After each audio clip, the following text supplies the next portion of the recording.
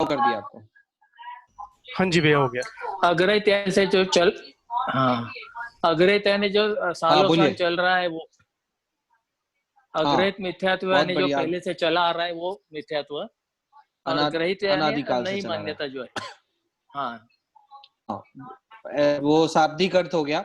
वो नई मान्यता किसके माध्यम से हाँ पुष्ट होती है? हाँ, मानो ये क्या बोले कि जो गृहित, ये हाँ वो गृहित मिथ्यात्व। देवशास्त्र गुरु का पूजन करने से मोक्ष होगा, नहीं नहीं नहीं। ये भी तो हाँ नहीं नहीं नहीं। हाँ मतलब वो अनादिकाल से जो विपरीत मान्यता चली आ रही है पुष्ट होती है। कुदेव, कुगुरु और कुशास्त्र के माध्यम से पुष्ट होती है। हाँ ठीक है, बराबर है ना? क्योंकि अनादिकाल से जो ये बार बार वो म्यूट, अपने आप को अनम्यूट कर लेना भैया, बार बार म्यूट कर रहे हैं वो, सॉरी अनम्यूट कर रहे हैं। मैं म्यूट कर रहा हूँ फिर भी वो अपने आप को, हाँ बस ठीक है बराबर।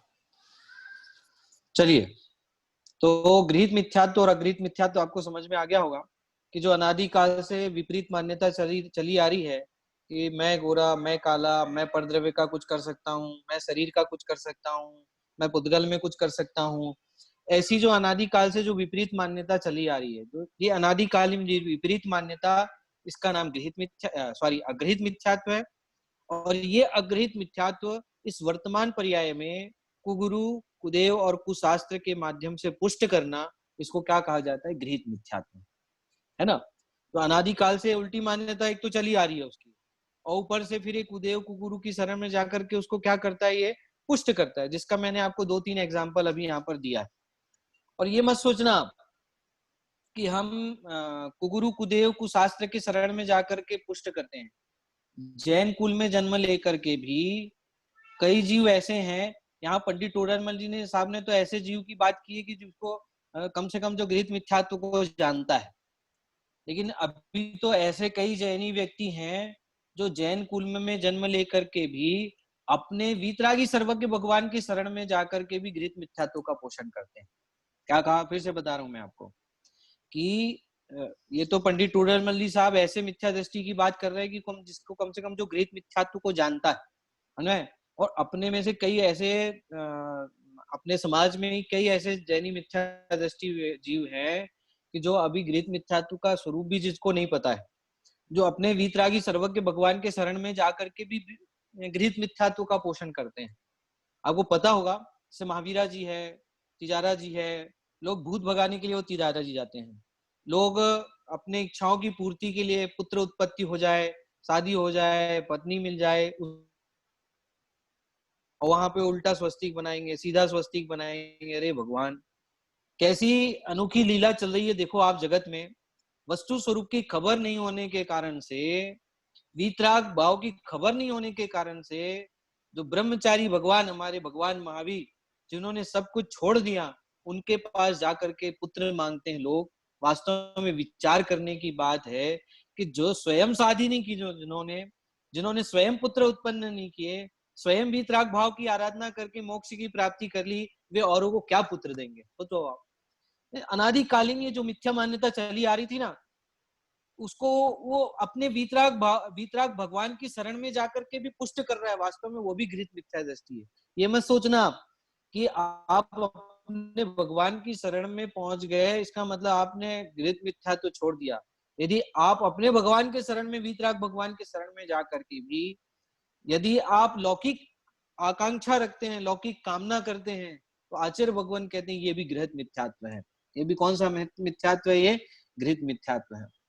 इसलिए कभी अपने को वीतराग भगवान की शरण में जाकर के, हमको कभी ऐसी अपेक्षा भगवान से, ऐसी शांतिनाथ भगवान शांति देते हैं, कहां से चल पड़ा भाई, कहां से निकाल दिया तूने ये बात? ये शांतिनाथ भगवान शांति देते हैं। अरे क्या गजब, वास्तव में इतना अंधकार चल रहा है, इतनी अंदर में परिणति कैसी चल रही, विचार करने की बात है। ऐसे में वीतराग भाव की ओर सन्मुख होना, सम्यक दर्शन, सम्यक ज्ञान की सन्मुख होना, आत्मा के सन्मुख कैसे हो पाएगा? कि जब तक ऐसी निमित्ताधीन दृष्टि चलती आएगी, जब तक वीतरागी सर्वज्ञ भगवान को तू कर्ता मानता रहेगा, तब तक के अपने को वीतराग भाव की आराधना, सच्चे मार्ग की आराधना में नहीं जुड़ सकते अपन। विपरीत मान्यता। पहले तो यही नक्की करना पड़ेगा कि भाई चलो ठीक है, औरों के देवी देवता नहीं देते, हमारे भगवान तो देते हैं कि नहीं देते हैं। अरे आचार्य भगवान कहते हैं भाई कि किसी के भगवान इस विश्व में कुछ भी कर सकते है ही नहीं, कि जिनको किसी से कोई राग ही द्वेष नहीं है, तो किसी से देना नहीं, तो किसी का भला बुरा क्यों। ग्रंथों में इस बात की इतनी आप्तमीमांसा ग्रंथ में और अष्टासहस्त्री 1008 श्लोक प्रमाण, 108 श्लोक प्रमाण ऐसे ग्रंथ बनाए हैं जिसमें केवल इसी बात की सिद्धि की गई है, हे भगवान मैं आपको भगवान क्यों मानता हूँ, कि आपको इसलिए भगवान नहीं मानता हूँ कि आपके छत्र है, चमर है, भामंडल है, इसलिए भगवान नहीं मानता हूँ। आप वीतरागी हैं, आप सर्वज्ञ हैं, इसलिए मैं आपको भगवान मानता हूँ। और ऐसे ऐसे भगवान की आराधना में अगर जुड़ेगा तो भगवान के सामने कोई कामना नहीं होगी कभी इस जीव को, समझना इस बात को। जैसे नंतर इसमें कोई कामना नहीं है, निष्काम भाव से पंच परमेष्टि की वंदना की गई है जिसमें, और हम उस नमोकार मंत्र के माध्यम से भी हमारे जीवन में ऐसा विपरीत अभिप्राय पड़ा हुआ है कि हम उसके माध्यम से भी कामना करते हैं, भगवान से कामना करते हैं। भाई देख तू नमोकार मंत्र गिन तो तेरा सारे पाप दूर हो जाएंगे, सारे तेरी तकलीफें दूर हो जाएगी, तेरे घर में एकदम सुख शांति छा जाएगी। अरे आचार्य भगवान कहते हैं ये संयोग पुण्य पाप के अधीन है, ये सारे संयोग किसके अधीन है, कर्माधीन है, तेरे अधीन इसमें कुछ भी नहीं है। तो इसलिए ये जो विपरीत मान्यता है, विपरीत जो अनादिकालीन जो ग्रहित अग्रहित मिथ्यात्व है, तो इस प्रकार से वो कुदेवी कुदेवताओं के माध्यम से पुष्ट करता है, और अपने परिणामों के अनुसार अपने वीतरागी देव भगवंतों के शरण में जाकर के भी उसको पुष्ट करता है। तो कहते हैं इसका नाम है गृहीत मिथ्यात्व। इसका नाम क्या है? गृहीत मिथ्यात्व। गृहीत मिथ्यात्व के ऐसे तो सैकड़ों उदाहरण हैं, समझना इस बात को। ये तो थोड़े थोड़े उदाहरण बताए मैंने आपको ताकि ख्याल में आ गया होगा, भाव भाषण हो गया होगा गृहीत मिथ्यात्व क्या होता है। ऐसे तो बहुत सारे हैं, जैसे बिल्ली रास्ता काट देती है तो लोग क्या बोलने लग जाते हैं, भैया देखो आगे मत बढ़ना नहीं तो तकलीफ हो जाएगी। समझ में है कि नहीं? मतलब एक बिल्ली तेरे पुण्य पाप में परिवर्तन कर देवे, ऐसा कभी हो सकता है क्या? सोचो आप, जरा विचार करना जरा आप। एक बिल्ली यदि रास्ता काट के चले जाए तो तेरे पुण्य पाप में क्या खलबली मच जाएगी उससे? समझना इस बात को, कि बुद्ध बदल जाएंगे तेरे पुण्य पाप उससे? कुछ नहीं होने वाला है भाई। ये तो किसी जमाने में कभी ऐसा कभी घटा होगा कि कोई बिल्ली रास्ता काट के चली गई होगी और उसका एक्सीडेंट हो गया होगा, तो ये मान्यता पुष्ट हो गई उस समय से कि भैया बिल्ली रास्ता काट के जाएगी तो भैया नहीं जाना चाहिए। नहीं, वास्तव में वस्तु स्वरूप की तरफ से विचार किया जाए तो इस बात में कोई दम नहीं है, समझना भैया, है ना। ऐसी कितने सारे लौकिक में कितनी सारी बातें ऐसी है जिसके माध्यम से जीव गृहीत मिथ्यात्व की पुष्टि करता है। आपको एक बार पेपर में मैंने पढ़ा था कि एक जगह जो है वो चीफ मिनिस्टर आने वाले थे, तो क्या किया कि घेराबंदी की हुई थी, और घेराबंदी की हुई थी तो उसमें बीच में से क्या है, कुत्ता घुस गया बीच में से और उसने वहां पर गंदगी। आप पुलिस फोर्स से बोले कि अरे अरे गंदगी कर दी, अभी वहां पर चीफ मिनिस्टर आने वाले हैं, अब कैसे होगा, गड़बड़ हो जाएगी सब। उनने क्या कर दिया कि वो उसमें गंदगी के ऊपर फूल डाल दिया, उसने फूल डाल दिया, फूल वहां पर। तो एक व्यक्ति ने जब उसके ऊपर फूल डाला तो दूसरे ने भी फूल डाल दिया, फिर तीसरे ने भी फूल डाल दिया, फिर चौथे ने भी फूल डाल दिया। ऐसे लोग फूल डालते गए, फूल का ढेर बन गया। तो लोगों को ऐसी मिथ्या मान्यता प्रचलित हो गई कि साहब यहाँ पर कोई देवी देवता है जिसके कारण से लोग फूल डाल रहे हैं। अब बोलो, अब आप मतलब एक गंदगी के ऊपर एक व्यक्ति ने फूल डाला, ऐसे ही तो होता है। और वो वहां पर फिर एक मंदिर बन गया, और मंदिर बन करके वो आराधना चालू हो गई। क्या गजब है, देखो अब आप, मतलब लोग कैसे कैसे गृहीत मिथ्यात्व में फंस जाते हैं और अपना जीवन बर्बाद कर देते हैं। वीतरागता का शासन मिला है, जैन धर्म मिला है, शान से जियो, आनंद से जियो, अपने वैभव को पहचानो, अपनी शक्ति को पहचानो, निश्चित रूप से आसुर तत्व संबंधी भूल दूर हुए बिना नहीं रहेगी। ठीक है, तो ये जीव गृहीत मिथ्यात्व को तो मिथ्यात्व जानता है, लेकिन ये जो मिथ्या दृष्टि की बात चल रही है कि कम से कम ये गड़बड़ी में नहीं फंसता वो, समझना। वो क्या गड़बड़ी कर रहा है कि वो अनादिकाल से जो अगृहीत मिथ्यात्व चला आ रहा है उसको नहीं पहचानता। ये जीव जुदा पुद्गल जुदा ये नहीं पहचानता वो, कि मैं वो बारंबार अगृहीत मिथ्यात्व की पुष्टि करता है, गृहीत मिथ्यात्व का पोषण करता है, शरीर को अपना मान के बैठा हुआ है, परद्रव्य को अपना मान के बैठा हुआ है, पति पत्नी परिवार सबको अपना मान के बैठा हुआ है। आचार्य भगवान कहते हैं भाई विचार कर तू जरा, आया कहाँ से कहाँ है जाना, ढूंढ ले ठिकाना चेतन ढूंढ ले ठिकाना। एक दिन गोरा तन ये चेतन मिट्टी में मिल जाएगा, कुटुंब कबीला खड़ा रहेगा, कोई बचा न पाएगा, नहीं चलेगा कोई बहाना, ढूंढ ले ठिकाना चेतन ढूंढ ले ठिकाना। क्या कहते हैं आचार्य भगवान? तो भैया कोई नहीं चलेगा कोई बहाना, इसलिए पहले ही तू ये मान्यता नक्की कर ले कि इस जगत में मेरा कोई नहीं है और मैं किसी का नहीं हूँ। ये नक्की कर ले। ये कहते हैं ये अंतरंग स्वरूप है, ये मिथ्यात्व का अंतरंग स्वरूप है। तो इस अंतरंग स्वरूप को नहीं पहचानना, यही इस जीव की क्या है, आश्रव तत्व संबंधी भूल है। पहली भूल यहाँ पर, ठीक है, समझ में आ गया होगा आप सभी को। सेकंड नंबर की भूल क्या बताई है, देखिए आप, जो सेकंड नंबर की भूल बताई खा नंबर में, वो बताई है ये मिथ्यात्व हो गया। फिर उसके बाद में अविरति, इसका दूसरा नाम क्या है, असंयम। अविरति कहो चाहे असंयम कहो, दोनों एक ही बात है, ठीक है। बाह्य जीव हिंसा और इंद्रिय मन के विषयों में प्रवृत्ति को अविरति मानता है, पर हिंसा में प्रमाद परिणति मूल है तथा विषय सेवन में अभिलाषा मूल है, उसे नहीं जानता। क्या गड़बड़, देखो क्या गजब की बात है। गलती ये हो रही है, ये लाइन तो अपने बिल्कुल दिमाग में इसकी स्थापना कर लेनी चाहिए अपनी परिणति में। हिंसा में प्रमाद परिणति मूल है और विषय सेवन में अभिलाषा मूल है। आपने विषय छोड़ दिया, अभिलाषा नहीं छोड़ी। आचार्य भगवान कहते हैं आश्रव तत्व की भूल है। क्या कहा, अपन यही तो करते हैं ना, कि जैसे मान लो किसी ने चॉकलेट छोड़ी, अब मैं चॉकलेट नहीं खाऊंगा, या किसी ने रात्रि भोजन का त्याग कर दिया कि भाई मैं रात्रि भोजन नहीं करूंगा, ठीक है। अब लेकिन क्या होता है कि हमारे आजू बाजू का जो सर्कल है, हमारे आजू बाजू में रहने वाले जो लोग हैं, वो रात को खाते हैं, रात में पार्टी करते हैं। हमारे को कभी किसी दोस्त के यहाँ पे जन्मदिन में जाना पड़ता है, कभी एनिवर्सरी में जाना पड़ता है, समझना।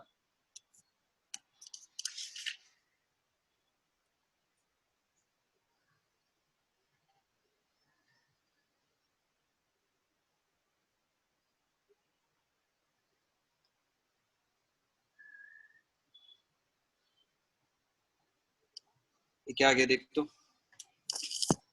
अम्मू, अपाई जी आपका वीडियो ऑफ हो गया है सिर्फ।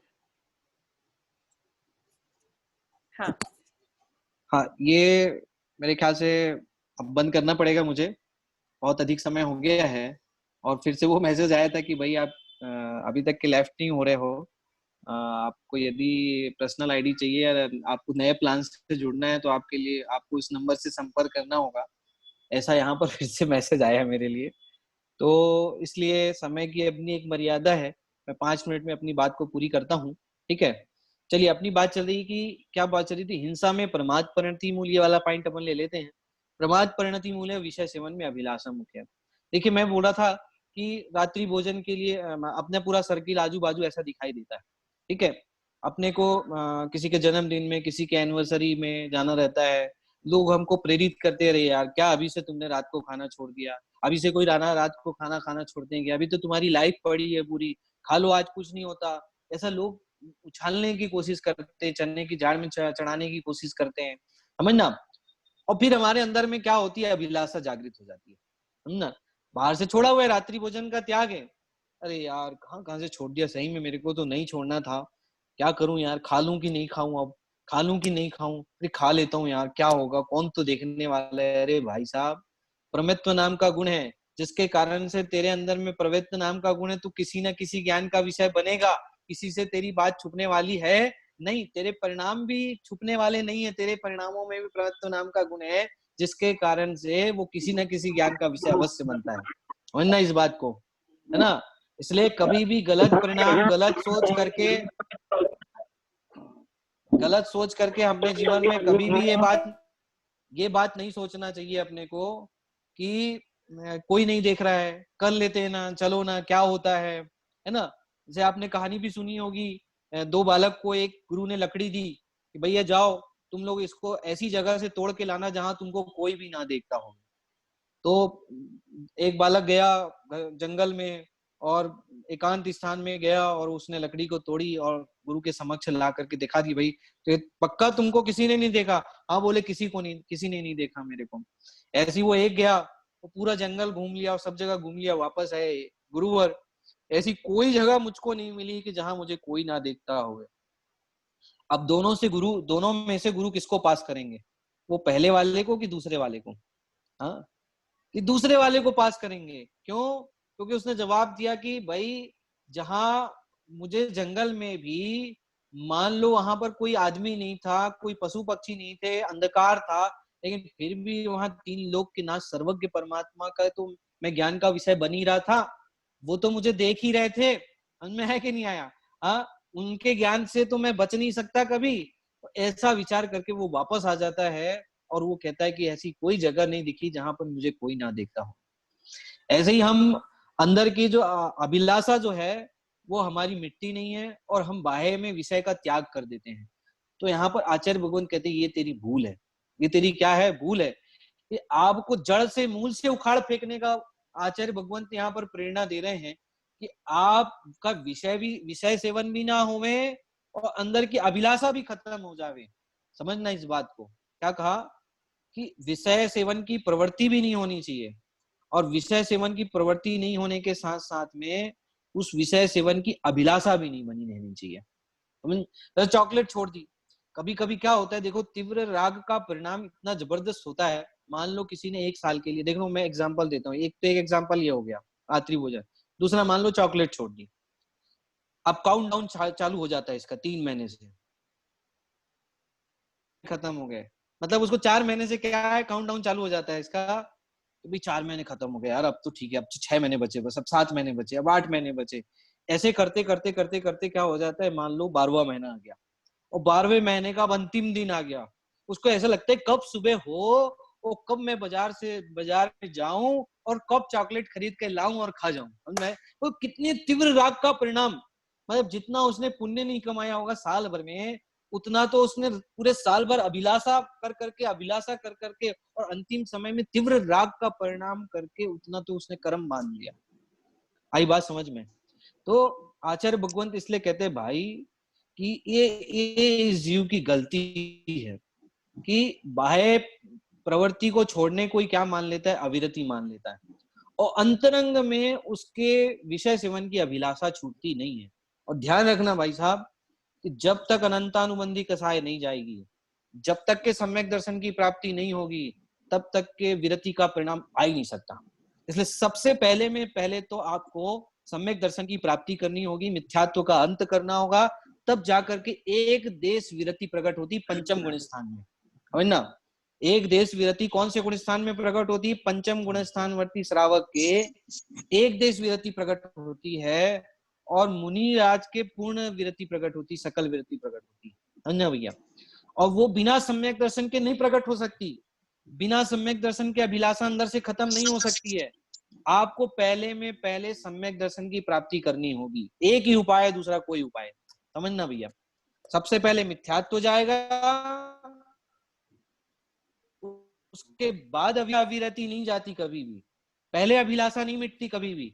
पहले सम्यक दर्शन प्रकट होगा, मिथ्यात्व तो जाएगा और फिर जीवन में व्रत प्रकट होते हैं और फिर जीवन में अविरति जाती है अपने अंदर से। इसलिए अभिलाषा को खत्म करने के लिए अभिलाषा को खत्म करने की जरूरत नहीं है। अभिलाषा को खत्म करने के लिए पहले आत्मा का श्रद्धान करना होगा, सम्यक दर्शन की प्राप्ति करनी होगी, अभिलाषा अपने आप मिट जाएगी।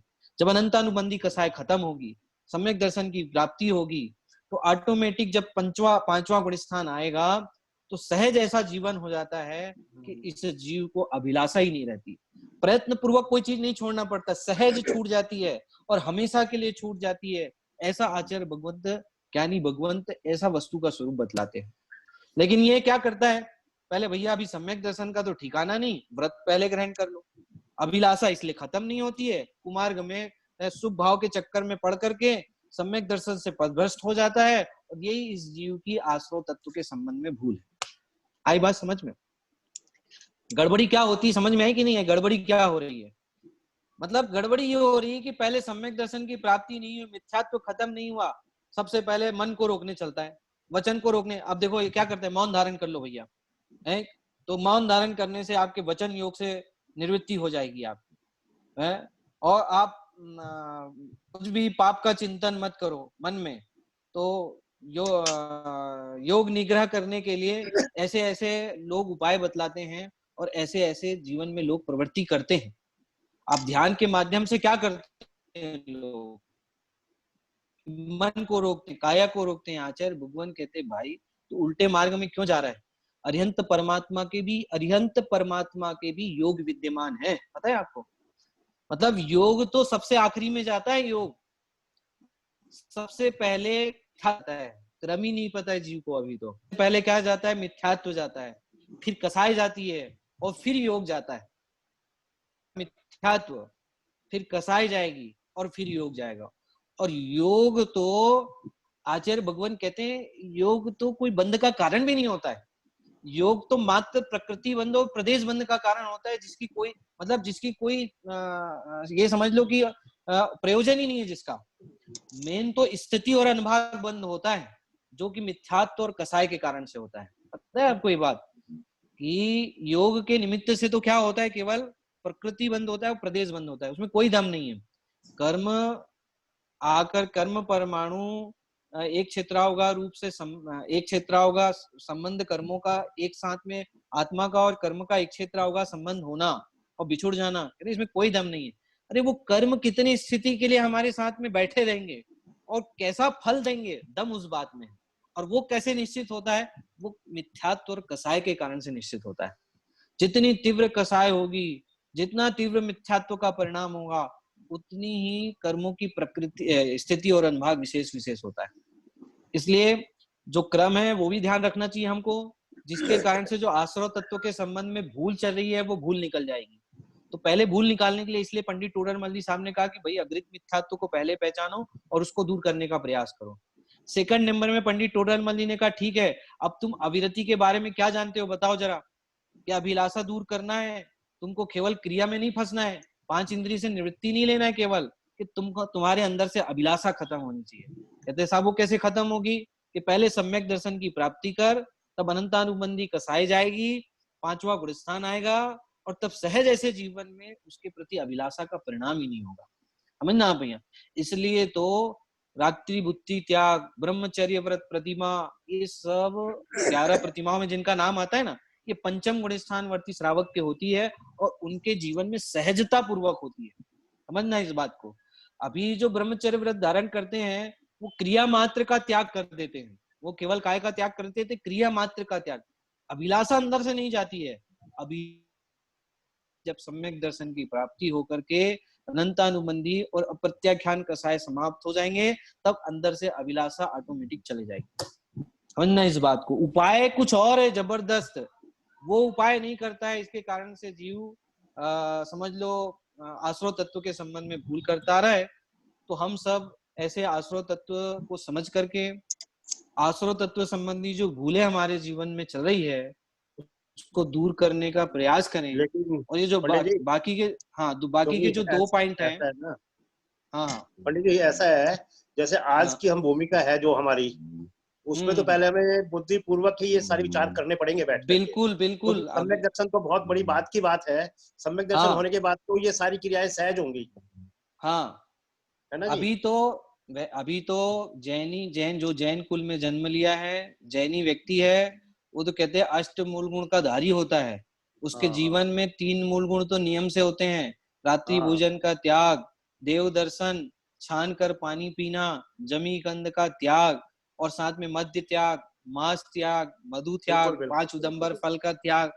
कहते ये तो जैनी व्यक्ति के सहज, जैन कुल में जो जन्म लिया है उसके सहज होने ही चाहिए। नहीं हो तो हाँ, और ये अगर ना हो तो और पंडित टोडरमल जी तो उस जैनी की बात कर रहे हैं जो गृहस्थ मिथ्यात्व छोड़ चुका है ना, जो 7 तत्वों को जानता है, 7 तत्वों की परिभाषा जिसको याद है, ऐसे व्यक्ति के लिए बात कर रहे हैं कि भैया तू सम्यक दर्शन की प्राप्ति करने में, देखो क्या होता है कि हमारा लक्ष्य यदि स्ट्रांग होगा, पावरफुल होगा, तो हमको कोई नहीं फंसा सकता बीच में। निर्णय पक्का यदि होना। पावरफुल, हाँ, लक्ष्य पक्का नहीं होगा हमारा, सम्यक दर्शन का लक्ष्य नहीं होगा हमारा, तो तब तक निश्चित कार्य। रूप से शुभ भाव में हम अटके बिना नहीं रहेंगे हम।